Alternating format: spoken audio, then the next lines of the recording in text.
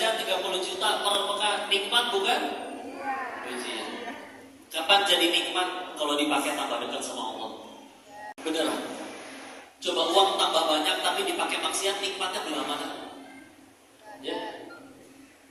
Sehingga bisa jadi ada orang pengen maksiat, bisa gak jadi bu gara-gara gak punya duit. Berarti gak punya duitnya kan pertolongan dari Allah. Ya.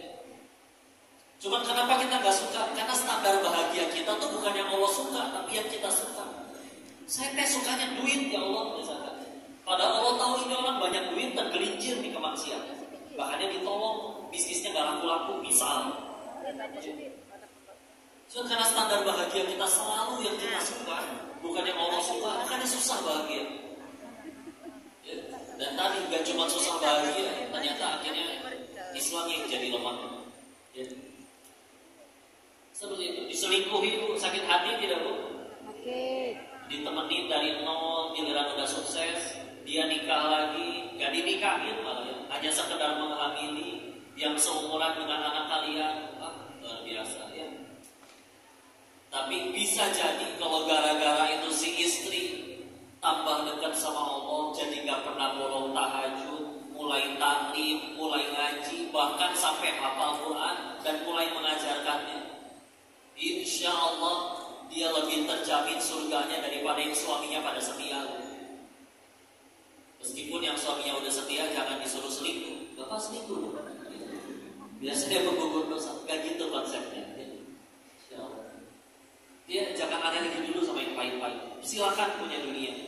Nabi juga nyuruh kita kaya. Ketika Sa'ad bin Abi Waqqas akan wafat, radhiyallahu anhu, kan nanya, boleh nggak saya sedekahin harta saya 2/3-nya? Jangan, kata Nabi. Setengahnya wahai Rasul, jangan. Bagaimana kalau 1/3-nya? Baik, meskipun itu pun sudah amat sangat banyak. Ya, karena beliau masih punya putri, masih punya anak, Sa'ad bin Abi Waqqas radhiyallahu anhu. Ya, dan Nabi menambahkan, karena sesungguhnya engkau wafat meninggalkan harta untuk anak cucumu lebih baik daripada tidak meninggalkan apapun.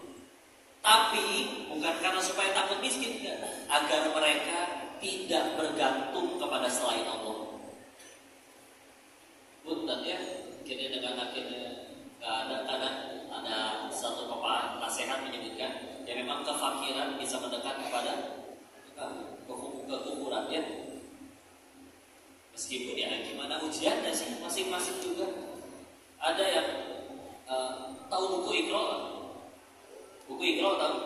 Siapa yang di sini entah dirinya, entah anaknya, entah cucunya bisa ngaji, puasanya melalui buku Iqra katakan. Banyak ya. Saya sendiri belajar pakai buku Iqra. Salah satu adab dalam baca kitab, kenal sama penulisnya. Ada fotonya di belakang Pak Kiai pegang tongkat, siapa namanya? Buya. Tongkas Pak Kiai Haji As'ad Umar. Kenapa beliau cetakan resmi, saya baca artikelnya ya, cetakan resminya buku Iqra yang terjual secara resmi terakhir saya baca beberapa tahun lalu, terjual sudah habis 150 juta kopi. 150 juta. Itu kalau yang beli masing-masing satu, berarti minimal beliau punya transferan pahala baca Quran dari 150 juta orang. Dan kita tahu ini Indonesia, belum yang bacakannya. Meskipun si pembajaknya nggak izin ke Pak Kiai atau keturunannya, tetap jadi pahala jariah nggak buat beliau? Dan kadang bukan satu anak satu buku, satu Iqra bisa satu TPQ 30 anak. Bahkan kalau satu dari anak di TPQ tersebut suatu ketika nanti jadi kiai dan punya 1000 anak lagi, diajarin huruf hijaiyah oleh beliau, tetap karir demi Allah tambahan 1000 anak lagi pahala. Itu enaknya MLM di dalam Islam tuh kayak gini. Ya. Berkelipatan luar biasa. Ya. Multi level, ya.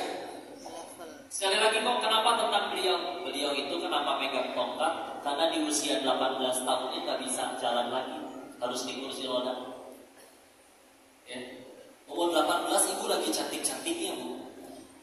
Bapak kalau laki-laki lagi gagah-gagahnya baru lulus SMA, asik-asiknya main, bugar-bugarnya energi. Ini tahu-tahu harus di kursi roda. Mau milih apa? Ngambek sama Allah, bukan? Ya. Bahkan kalau ada yang ketemu dan menunjukkan wajah iba, dikasih lihat, anak muda sini lihat. Lihat kaki saya berfungsi normal kan? Enggak, wahai kiai. Coba